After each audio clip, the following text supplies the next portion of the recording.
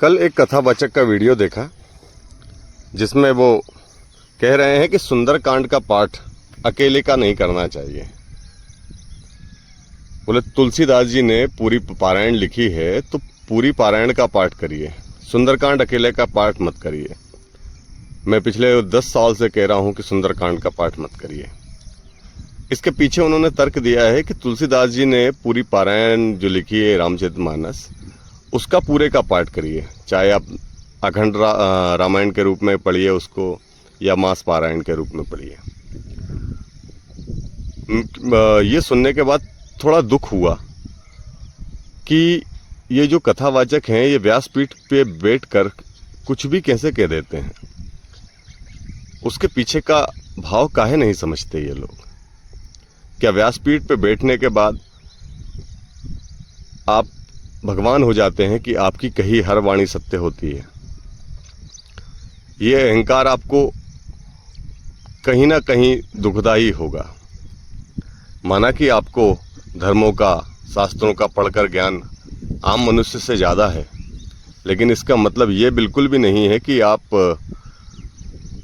लोगों को धर्म विमुख करें।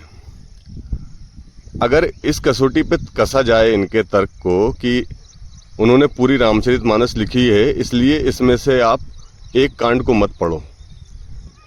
उन्होंने एक चौपाई भी बोल के बताई कि जामवंत के बचन सुहाए सुनन हनुमंत हृदय अति भाए। तो बोले जामवंत जी ने क्या कहा ये कैसे पता चलेगा? इसलिए पूरी रामायण पढ़नी चाहिए। ये वही बात हुई कि एक बच्चा जो पहली क्लास में अभी स्कूल में एडमिशन लिया है उसको अनार आम ये मत पढ़ाओ, उसको सीधा श्रीमद् भगवत गीता संस्कृत स्वरूप उठा कर दे दो। बोले तुम इसको पढ़ो क्योंकि इसको ही पढ़ना जरूरी है, हम तुम्हें इसी को पढ़ा रहे हैं। क्या होता है, किसी भी चीज़ की धीरे धीरे लो जलाई जाती है। एकदम से भक्ति में किसी को एकदम से प्रवेश नहीं कराया जा सकता। जैसे मैं 2003 के पहले तक मैं एक तरह का नास्तिक व्यक्ति हुआ करता था। नास्तिक व्यक्ति मतलब मैं ब्राह्मणों को परेशान करता था, उनसे ऐसे ऐसे प्रश्न करता था जो ईश्वर की क्या कह सकते हैं कि ईश्वर पर भरोसा ना हो, जिसको ईश्वर के अस्तित्व पर प्रश्न उठाता था मैं खुद। 2003 से मैंने सुंदरकांड में जाना शुरू किया, सुंदरकांड पाठ शुरू किया और सुंदरकांड पाठ करने के बाद धीरे धीरे धीरे धीरे धीरे धीरे सुंदरकांड के बाद अखंड रामायण पाठ हुई। अखंड रामायण पाठ अब हमारी जो सुंदरकांड समिति है वो वर्ष में 2 अखंड रामायण पाठ, एक हनुमान जन्मोत्सव पर और दूसरा अभी सावन का महीना आ रहा, इसमें धीरे धीरे करके हम अखंड रामायण पाठ की तरफ बढ़े। अगर एक व्यक्ति सुंदरकांड में जाता है और सुंदरकांड का पाठ भी करता है शुरू में, तो वो धर्म से धीरे धीरे करके जुड़ता है। रामचरितमानस में अब ये जो प्रश्न है कि जामवंत के बचन सुहाए, जब उसके दिमाग में आएंगे कि जामवंत जी ने क्या कहा था हनुमान जी से कि हनुमान जी इतना जोश से भर गए, उसके मन में जब स्वाभाविक इच्छा होगी तो वो फिर पीछे से पढ़ना शुरू कर देगा उसको। इसका अर्थ ये नहीं है कि आप किसी को धर्म से विमुख कर दो। कई कथा भागवताचार्य ये भी कहते हैं, कई संत भी कहते हैं कि जो श्रीमद् भागवत जी हैं उसको प्रारंभ से ही नहीं पढ़ना चाहिए। जहाँ मन पड़े वहाँ से खोलो और वहाँ से पढ़ो उसको, क्योंकि ज्ञान किसी भी रूप में कभी भी आपको प्राप्त हो सकता है। मैं कहता हूँ कि सुंदरकांड का पाठ आप अपने बच्चों से भी करवाइए। मैं उस चीज़ का समर्थन नहीं करता कि आप ढोल नगाड़े से ही करवाइए, लेकिन आप धीरे धीरे बच्चे को सुंदरकांड का पाठ करवाना शुरू कीजिए। सुंदरकांड का पाठ करेगा वो, तो देखिए इसके कुछ साइकोलॉजिकल कारण हैं। बच्चा अगर सुंदरकांड पाठ करने बैठेगा तो सबसे पहले वो शुद्धि का ध्यान रखेगा कि हमें शुद्ध होकर ही सुंदरकांड का पाठ करने बैठना है। तो हाथ मुंह धुल के पढ़ने बैठेगा। वो पढ़ने बैठेगा तो सुंदरकांड में एक नॉर्मली 1 घंटे के आसपास, 1.5 घंटे, अगर जो कम पढ़ने वाला है उसको 1-1.5 घंटे भी लग सकता है, 2 घंटे भी लग सकते हैं, 3 घंटे भी लग सकते हैं। जो निरंतर उसका अभ्यास करता है, जो सुंदरकांड का पाठ करता है, वो आधे घंटे के अंदर अंदर पाठ करके उठ जाता है। अब जब बच्चा हाथ मुंह धोकर शुद्ध होकर जब आसन लेगा, बैठेगा और पढ़ना शुरू करेगा, तो सबसे पहली चीज़ है सिटिंग कैपेसिटी। बच्चे के अंदर अनकॉन्शियसली सिटिंग कैपेसिटी बढ़ जाएगी उसकी, पढ़ने बैठने की। अब जब पढ़ने बैठेगा सिटिंग कैपेसिटी बढ़ जाएगी उसकी। पहले 15 मिनट में थक जाएगा, फिर 20 मिनट, आधा घंटा, 1 घंटा, और फिर एक समय ऐसा आएगा कि वो कंटिन्यू 2 घंटे बैठ सकेगा, बैठ के पढ़ रहा है वो। अब यही चीज़ उसको जीवन भर काम आने वाली है कि वो कंटिन्यू जब बैठ के पढ़ेगा, तो वो जो पढ़ने बैठेगा किसी किताब को, अपने कोर्स की किताब को भी, तो वो कंटिन्यू 2 घंटे बैठ के पढ़ सकता है। दूसरी चीज़ है चौपाई से अर्थ को समझना। जब चौपाई बोली जाती है तो चौपाई अवधी भाषा में लिखी हुई है। अवधी भाषा से उसको समझना, हर व्यक्ति चौपाई का अर्थ तुरंत नहीं लगा पाता है।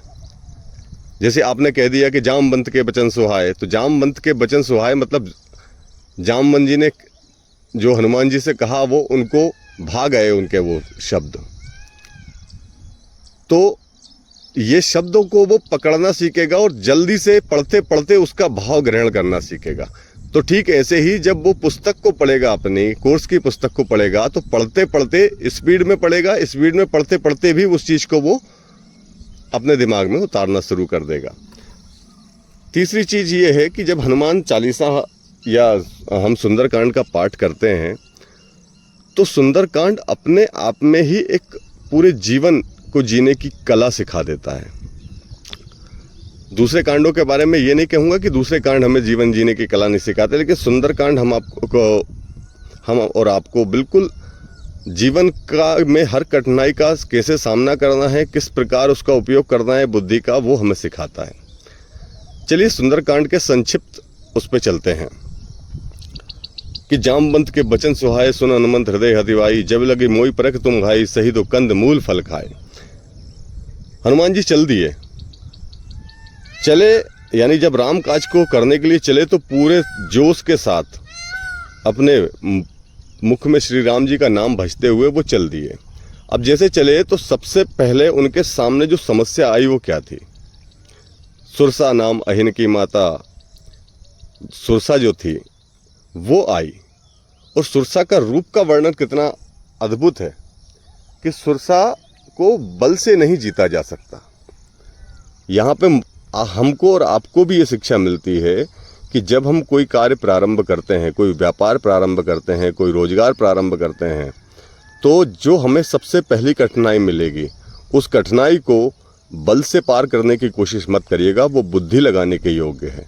यानी ईश्वर ने जब आपने कोई कार्य प्रारंभ किया है तो ईश्वर ने परीक्षा लेने के लिए उस कठिनाई को आपके पास भेजा है, और आप उस कठिनाई को आप बल से सामना करोगे तो आप नहीं सामना कर पाओगे। वहाँ पे छोटे बन के और बुद्धि का इस्तेमाल करना है, जैसे हनुमान जी ने किया था कि जस जस सुरसा बदन बढ़ावा, तासु दून कपि रूप दिखावा।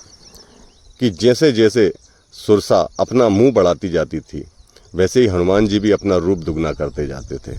सती योजन जय आनंद कीना, जैसे ही उसने 100 योजन का अपना मुख किया, अति लघु रूप पवन सुतलीना। हनुमान जी ने पुनः जरा से रूप में आ गए, उसके मुख में घुसे और बाहर आ गए, क्योंकि उसकी शर्त ये थी कि मेरे मुख में गए बिना कोई मुझे लांग के नहीं जा सकता। ब्रह्मा जी का वरदान था उनको। ठीक ऐसे ही हमारे जीवन में भी समस्याएं, जो हम कोई भी कार्य प्रारंभ करते हैं, आपने अक्सर देखा होगा कि कई रोजगार खोलते हैं लोग और कुछ दिन चलाते हैं, बंद करके फिर नया रोजगार खोजते हैं, फिर बंद करके फिर नया रोजगार खोजते हैं। उसका कारण क्या है? कारण यह है कि उनकी सिटिंग कैपेसिटी अच्छी नहीं है। पहली सिटिंग कैपेसिटी नहीं है, लोग दुकान खोले, ग्राहक नहीं आया, 2 घंटे बाद लंच करने चले गए, फिर वापस आके बैठे, फिर ग्राहक नहीं आया, शाम को 4 बजे दुकान बढ़ाई और घर चले गए। सबसे बड़ी चीज़ है सिटिंग कैपेसिटी। अगर आपके अंदर सिटिंग कैपेसिटी अच्छी होगी तो आप दिन भर बैठ सकोगे, और जैसे दिन भर बैठोगे ना तो ईश्वर भी आपको उस चीज़ के बदले में देगा। अब हनुमान जी ने पहली चीज़ को तो पार कर लिया, बुद्धि के बल। अब इसके बाद अब आप देखो कि पूरे सुंदरकांड में उन्होंने बुद्धि का कम प्रयोग करते हुए केवल बल का प्रयोग किया है। यानी पहली जो समस्या है वो ईश्वर ने आपको भेजी है, बाकी जो समस्या है वो बल बुद्धि दोनों से मिला के उसको निपटना है। जैसे वहाँ से आगे गए लंका पहुँचे तो सामने लंकिनी थी। लंकिनी जो वहाँ की चौकीदार थी लंका की, तो मशक समान रूप कपिधारी, कि मशक मच्छर के समान रूप धर के हनुमान जी अपनी बुद्धि का प्रयोग करते हुए अंदर घुस रहे थे। लेकिन लंकिनी ने उनको देख लिया और लंकिनी ने कहा कि मुझे, मेरी नज़रों से कोई बच के जा नहीं सकता। तब हनुमान जी ने क्या किया, वहाँ बुद्धि नहीं लगाई, उसको समझाया नहीं। मुठिका एक महाकपिहानी, हनुमान जी ने एक मुक्का मारा, वो बेहोशी आ गई उस पर। यानी अगली जो समस्याएं आनी है वो बल के साथ ही आपको उसको निपटाना है, बल और बुद्धि दोनों से। तो अधिकांश वहाँ पे फिर बल का ही प्रयोग किया हनुमान जी ने।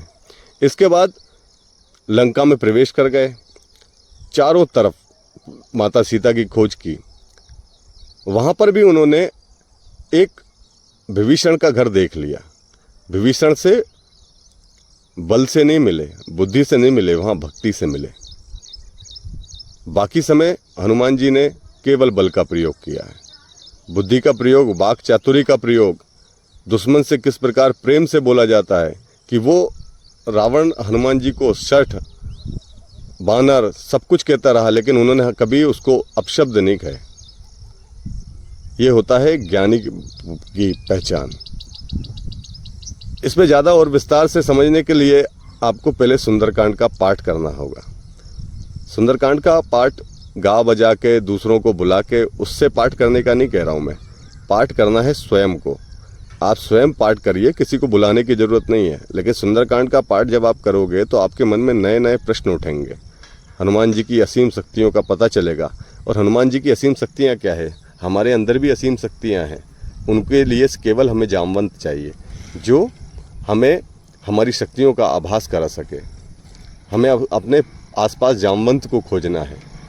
हनुमान जी की इस तरह असीम शक्तियाँ हमारे पास भी हैं। उन शक्तियों का उपयोग करके हमें अपने जीवन के लक्ष्य को प्राप्त करना है। माता सीता का पता लगाना है। माता सीता कौन? लक्ष्मी जी। उसी के लिए तो हम लोग इतनी पढ़ते हैं, लिखते हैं, सबकी हम आगे चल के कमाई करें।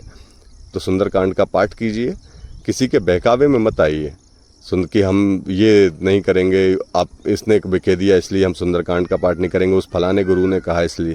आप सुंदरकांड का पाठ करिए। सुंदरकांड का पाठ करोगे आपके मन में नए नए प्रश्न उठेंगे और उससे आप आगे उत्तरकांड पढ़िए, क्योंकि उत्तरकांड में प्रश्नों का उत्तर ही है। धीरे धीरे करके आप पढ़ते जाइए, धीरे धीरे ही सही, मगर राह पर चलते रहिए। किसी के बहकावे में मत आइए।